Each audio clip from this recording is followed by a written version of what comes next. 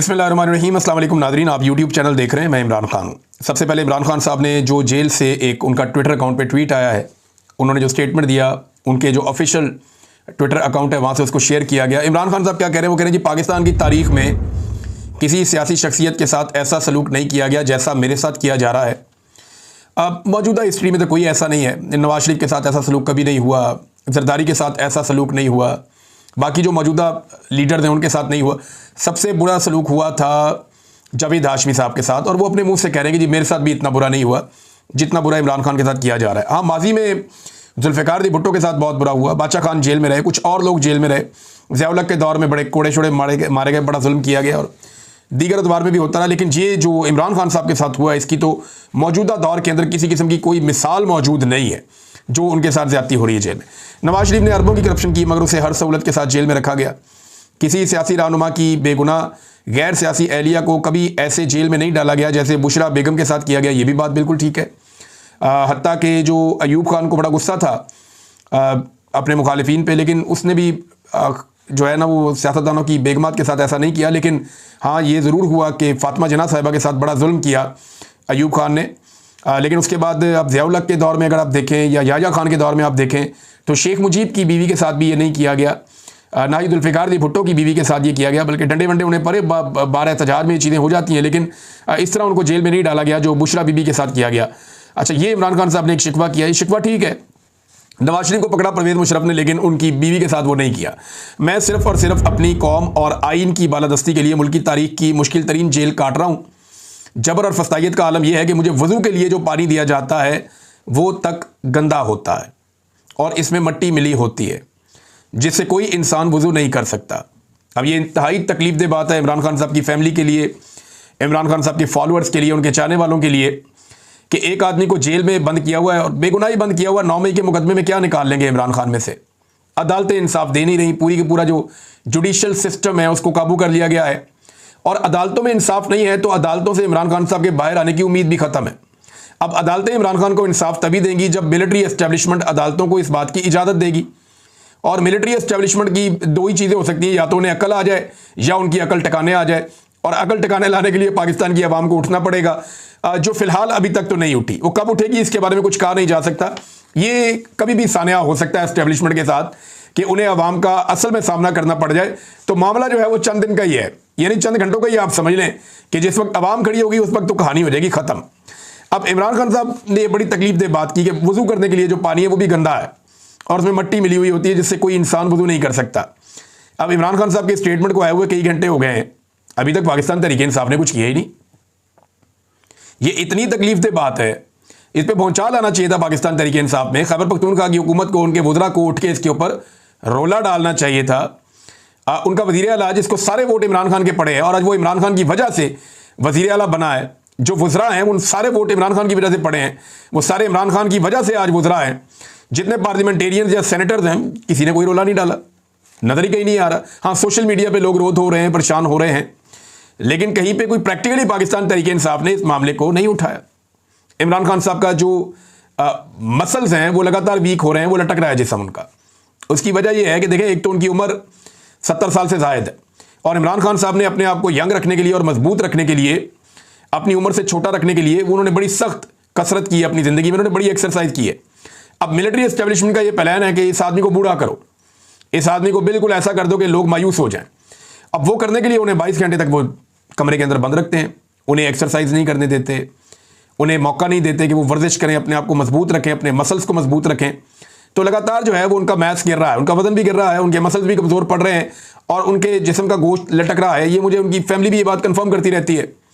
तो इस वजह से, और ये मिलिट्री एस्टेब्लिशमेंट का प्लान है कि इस आदमी को कमज़ोर करें, जिस्मानी तौर पर भी इनको तोड़ें और जो है वो ज़हनी तौर पर भी इनको कमज़ोर करें। इमरान खान कहते हैं जी मेरी किताबें जो अहले खाना की जानिब से जेल हुकाम तक पहुँचाई जाती हैं वो भी कई माह से नहीं दी गई, टीवी और अखबार भी बंद है, बार बार पुरानी किताबों का मुताला करके मैं वक्त गुजार रहा हूँ, मगर अब वो सब ख़त्म हो चुकी हैं। मेरे तमाम बुनियादी इंसानी हुकूक पामाल हैं। कानून और जेल मैनुअल के मुताबिक एक आम कैदी वाली सहूलियात भी मुझे मैसर नहीं है। बार बार दरख्वास्त के बावजूद मेरे बच्चों से बात नहीं करवाई जा रही। मेरी सियासी मुलाकातों पर भी पाबंदी है और सिर्फ अपनी मर्ज़ी के बंदों से मुझे मिलवा देते हैं और दीगर मुलाकातें बंद हैं अपनी मर्जी के बंदों से। यानी इमरान खान साहब कह रहे हैं जो बंदे मुझे जेल में मिलने आते हैं ये एस्टेब्लिशमेंट की मर्जी से आते हैं, अब जो मिलने जाते हैं वो जरा अपना एहतसाब कर लें। अलीमा खान साहब तो बड़े लंबे अरसे से मिल नहीं पा रही, उनका तो मुलाकात बंद किया हुआ है। सलमान अकरम राजा साहब की मुलाकात नहीं हो पा रही। बाकी जो पाकिस्तान तहरीक इंसाफ के अहम तरीन लोग हैं या उनके इत्तेहादी हैं उनकी मुलाकातें भी बंद हैं, उन्हें भी नहीं मिलने दिया जा रहा। तो जो बंदे मिल रहे हैं जैसे कि बैरिस्टर सैफ मिल लेता है जाके, या कुछ वकील हैं एक दो वो मिल लेते हैं जाके, तो उनके बारे में इमरान खान साहब कह रहे हैं कि अपनी मर्जी के बंदों से मेरी मुलाकात करवा देते हैं और दीगर मुलाकातें मेरी बंद हैं। तो उन बंदों पर इमरान खान साहब ने एक तरह का अदम एतमाद किया है। मैं वादे पैगाम देना चाहता हूं कि इस वक्त पार्टी का हर फर्द अपने तमाम इख्तलाफात फौरी तौर पर भुलाकर सिर्फ और सिर्फ 5 अगस्त की तहरीक पर तवज्जो मरकूज रखे। मुझे फिलहाल इस तहरीक का कोई मोमेंटम नजर नहीं आ रहा। ये बात ठीक है, तहरीक का मोमेंटम नहीं बना अभी। जैसे तहरीक का मोमेंटम अगस्त में बन गया था ना कि सितंबर अक्टूबर में जाके इमरान खान साहब बाहर निकालेंगे लोगों को, तो उस वक्त तक बड़ा ज़बरदस्त मोमेंटम बन रहा था। फिर जो नवंबर की तहरीक का मोमेंटम बना वो भी बड़ा तगड़ा और बड़ा अच्छा मोमेंटम था, लेकिन उसके बाद हमने देखा कि मोमेंटम बना ही नहीं अभी तक, वो वाली चीज़ अभी तक नहीं हुई। हाँ, ये ज़रूर है कि पहले अवाम ज़्यादा तगड़े थे और बहुत एक्टिव थे, बड़े खुलकर सामने आ रहे थे और लीडरशिप हल्की पड़ी हुई थी।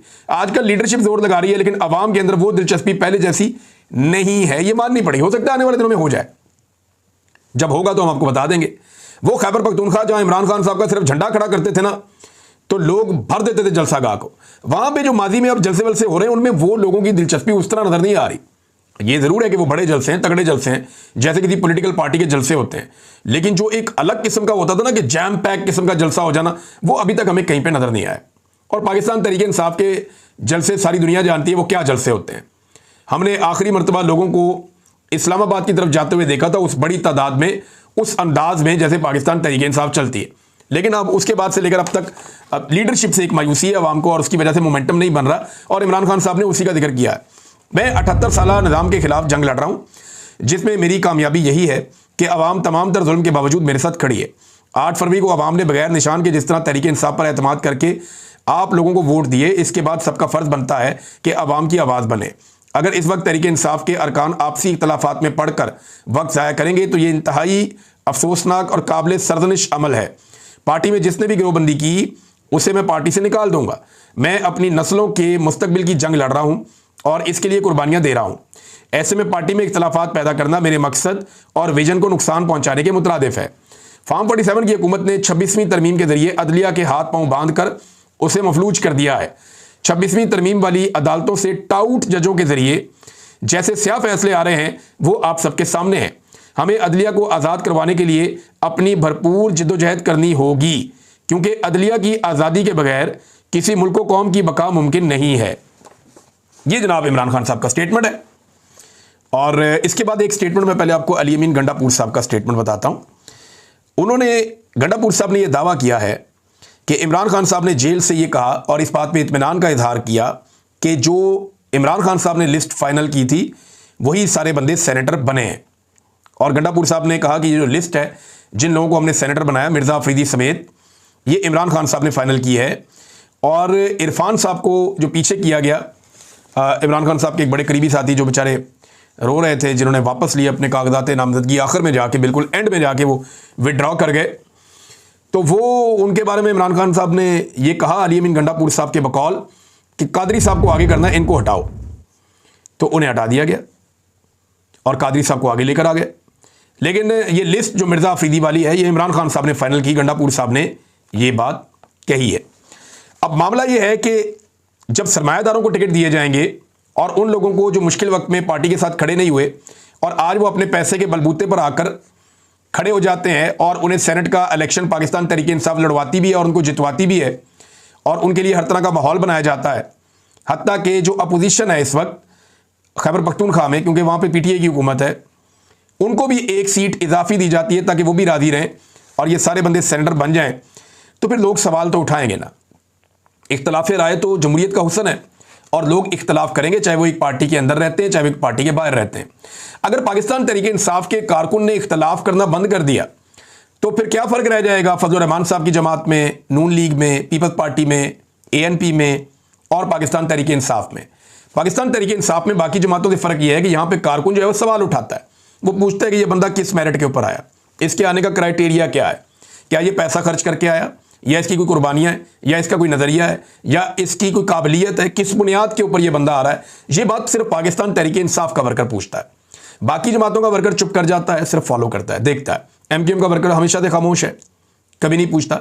एक दौर में पीपल्स पार्टी का वर्कर सवाल उठाता था, अब वो भी नहीं पूछते, जिसको मर्जी वो उठा के बना देते हैं। इसी तरह से पीएमएलएन का वर्कर तो कभी पूछता ही नहीं है, उसको पता ही नहीं होता कि टिकट किसको मिला किसको नहीं मिला। वो इस बारे में किसी किस्म की मुदाखलत करते ही नहीं है, वो जमहूरियत नहीं है ना उन जमातों में। तो एक पॉलिटिकल पार्टी में जमहूरियत है और इख्तिलाफ राय वो लोग करते हैं और उसकी गुंजाइश मौजूद है, तो ये बड़ी अच्छी बात है। हाँ, लेकिन तहरीक के लिए सबको इकट्ठा होना पड़ेगा। इमरान खान साहब ने ठीक कहा, लेकिन तहरीक के लिए लोग इकट्ठे होते हुए फिलहाल अभी तक तो दिखाई नहीं दे रहे, जिस किस्म के इख्तिलाफात पाकिस्तान तहरीक इंसाफ के अंदर हैं और रोजाना की बुनियाद के ऊपर लोग कह रहे हैं। कोई इसको इल्जाम देता है, कोई उसको देता है। इमरान खान साहब के बेटे नाजरीन बरतानिया से अमेरिका में मौजूद हैं, चले गए। रिचर्ड ग्रेनल से उन्होंने मुलाकात की है और इसके बाद उनकी जो विल्सन से मुलाकात हुई है, ब्रिट शेरमैन से उनकी मुलाकात हुई है और दीगर पाकिस्तान तहरीक इंसाफ के जो वहाँ पे लोग हैं उनसे भी उनकी मुलाकातें शेड्यूल हैं। और वो इंसानी हकूक़ के मामला उठा रहे हैं अमेरिका में अपने वालिद को लेकर कि उनके वालिद के साथ बड़ी ज़्यादती की जा रही है पाकिस्तान में और बेगुनाह उन्हें जेलों के अंदर कैद रखा गया इमरान खान साहब को और उनके रिश्तेदारों को। अब इमरान खान साहब के दोनों बेटे इन मामला को उठा रहे हैं। इसके बाद कहा जाता है कि वो पाकिस्तान भी आएंगे। अलीमा खान साहब ने दावा किया कि ये ज़रूर आएंगे पाकिस्तान, इमरान खान के बेटे, उन्हें कोई नहीं रोक सकता। तो बिल्कुल उन्हें पाकिस्तान आना चाहिए, उन्हें मौका मिलना चाहिए अपने वालिद साहब से मिलने का, अपने वालिद साहब से बात करने का और पाकिस्तान में उनकी मुलाकात करवाई जानी चाहिए इमरान खान साहब से। ये उनका एक हक है, ये उनका आईनी और कानूनी हक है। अच्छा, एक और डेवलपमेंट इसमें यह है कि इमरान खान के बेटों की डोनाल्ड ट्रंप से मुलाकात के लिए एक दरखास्त की गई है। ये मैं आपको खबर दे रहा हूं। इमरान खान के बेटों की डोनाल्ड ट्रंप से मुलाकात के लिए बाकायदा दरखास्त की गई है कि उनके बेटे चाहेंगे कि उनके बेटों की डोनाल्ड ट्रंप से मुलाकात करवाई जाए और इसके लिए बाकायदा दरखास्त की गई है, लेकिन अभी तक कोई कंफर्मेशन नहीं आई।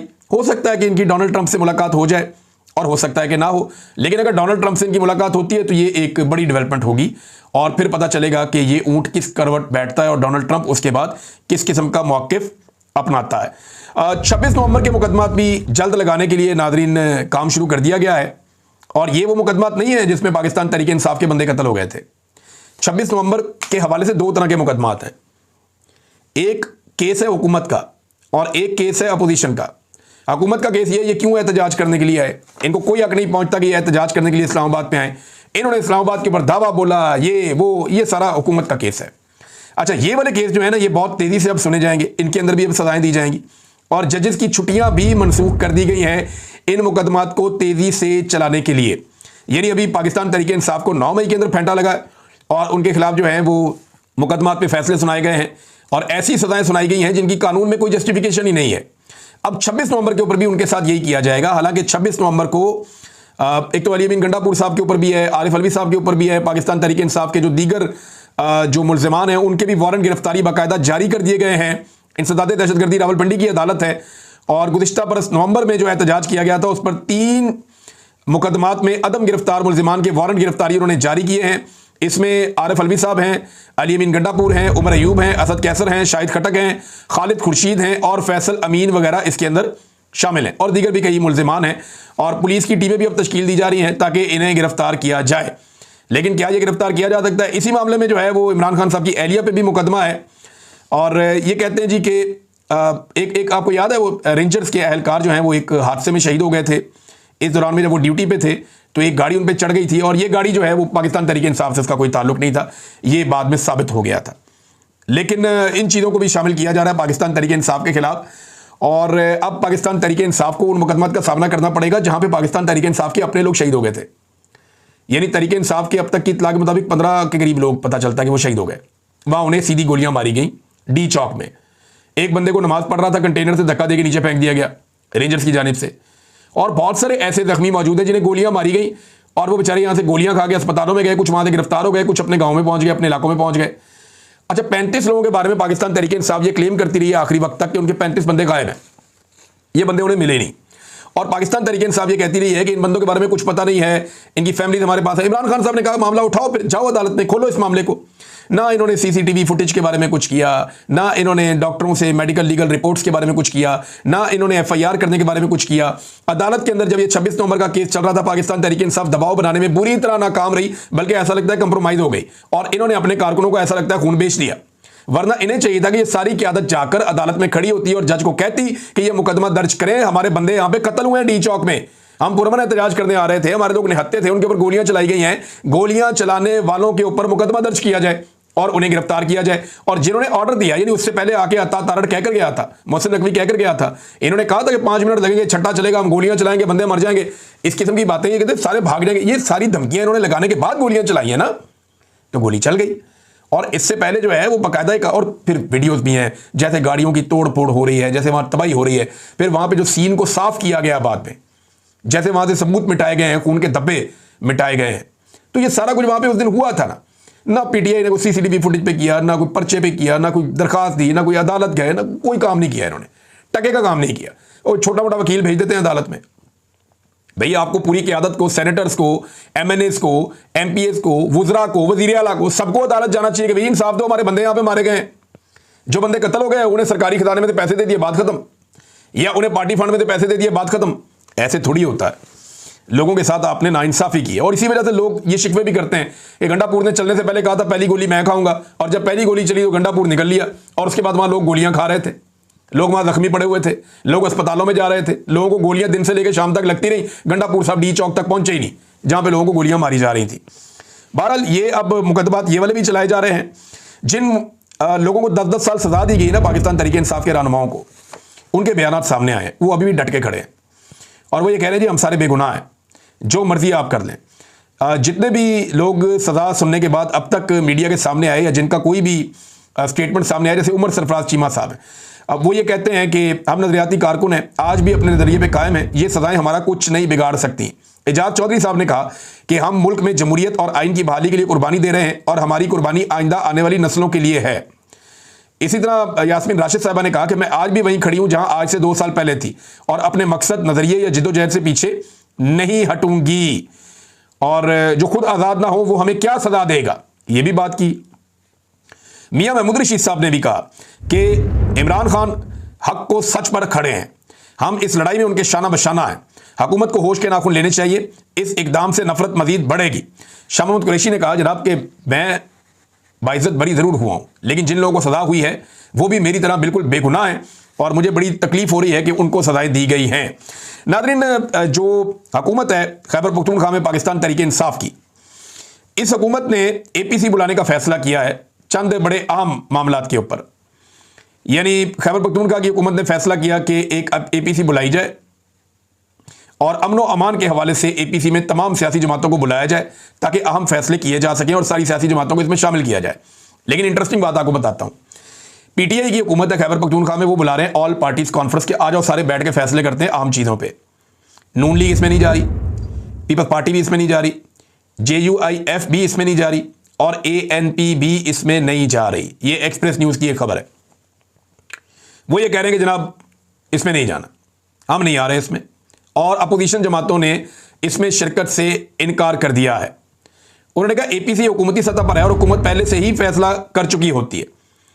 अगर एपीसी तहरीक इंसाफ की सतह पर बुलाई जाती तो ANP शिरकत करती, यानी उन्होंने कोई ना कोई बहाना ढूंढा, उन्होंने फर्क रहा एपीसी में हम नहीं जा रहे। 2 दिन पहले तक ये सारे इकट्ठे बैठे हुए थे सेनेट इलेक्शन के लिए, यानी ये ANP भी शामिल थी, इसके अंदर जो है वो नून लीग भी शामिल थी, पीपल्स पार्टी भी शामिल थी, फजलुर रहमान साहब की पार्टी भी सारे इकट्ठे थे पहले।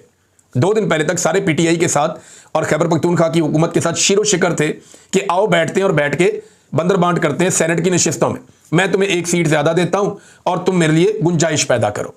तो एक एक करके इन्होंने सारे बड़े बड़े बंदों को इन्होंने एडजस्ट कर दिया, हर पार्टी ने अपना अपना बड़ा बंदा एडजस्ट कर लिया। सेनेट के इलेक्शन के लिए, इक्तदार के लिए ये सारे इकट्ठे होकर बैठ गए थे, लेकिन जब अमन व अमान के लिए बैठने की बारी आई तो कोई बैठने के लिए तैयार नहीं है। तो मैं पाकिस्तान की आवाम को यह बताना चाहता हूं कि इन्हें आपसे इतनी दिलचस्पी है। और मैं आपको एक और बात बताऊं, इन सियासतदानों को तो फिर भी थोड़ी बहुत दिलचस्पी बाकी है अवाम के अंदर, क्योंकि अवाम से इन्होंने वोट शोट लेने होते हैं, उनको सामना करना होता है। एस्टेब्लिशमेंट को तो इतनी सी भी दिलचस्पी नहीं है कि अवाम क्या सोचती है या अवाम के दिल में क्या चल रहा है या अवाम जो है उसके साथ क्या गुजर रही है, उन्हें बिल्कुल कोई दिलचस्पी नहीं है। उनके लिए तो ये जैसे एक कारोबार की तरह है, उनके लिए तो जैसे ये एक बिजनेस है कि इसमें फायदा क्या और नुकसान क्या, और वो इसको ऐसे ही देखते हैं। हालात पाकिस्तान के ये हो गए नाज़रीन कि सिंगापुर का पासपोर्ट दुनिया का सबसे ताकतवर तरीन पासपोर्ट बन गया है और पाकिस्तान का पासपोर्ट मौजूदा एस्टेब्लिशमेंट की मेहरबानी से दुनिया के चौथे कमजोर तरीन पासपोर्ट में शामिल हो गया। यानी दुनिया के जो टॉप के 4 बदतरीन पासपोर्ट है ना, उनमें पाकिस्तान शामिल हो गया। यह पाकिस्तान के साथ मौजूदा एस्टेब्लिशमेंट ने किया है। हुक्मरानों को क्या बंदा इल्जाम दे, बेचारे किसी काबिल ना 3 में ना 13 में, जो किया एस्टेब्लिशमेंट ने किया है, जो इकॉनमी के साथ किया एस्टेब्लिशमेंट ने किया, जो पाकिस्तान में अमन व अमान के साथ किया एस्टेब्लिशमेंट ने किया, जो पाकिस्तान के अंदर जुल्म जबर फस्तायत ये सारा एस्टेब्लिशमेंट ने किया, जो आइन की धज्जियां उड़ाई एस्टेब्लिशमेंट ने उड़ाई, जो पाकिस्तान में अदलिया को तबाह किया, महंगाई, आम आदमी, बेरोजगारी, लोग पाकिस्तान छोड़ के जा रहे हैं, बदअमनी, मायूसी, ये सारी एस्टेब्लिशमेंट की वजह से है और वो इसके लिए रिस्पॉन्सिबल है। नादरीन, जाते जाते मैं एक गजा के बारे में खबर आपको देना चाहता हूं, क्योंकि मैं ये जिम्मेदारी समझता हूं कि हर वीलॉग में कहीं ना कहीं मैं गजा का तस्करा ज़रूर करूं, ताकि मेरे ज़रिए से ये आवाज़ जहाँ तक जा सकती है वहाँ तक तो जाए। हम सबको दुआ भी करनी चाहिए अमन के लिए, और हम सबको गजा के लोगों के लिए आवाज़ भी उठानी चाहिए कि वहाँ पे अमन आ जाए और ये जंगबंदी फौरी तौर पे हो जाए।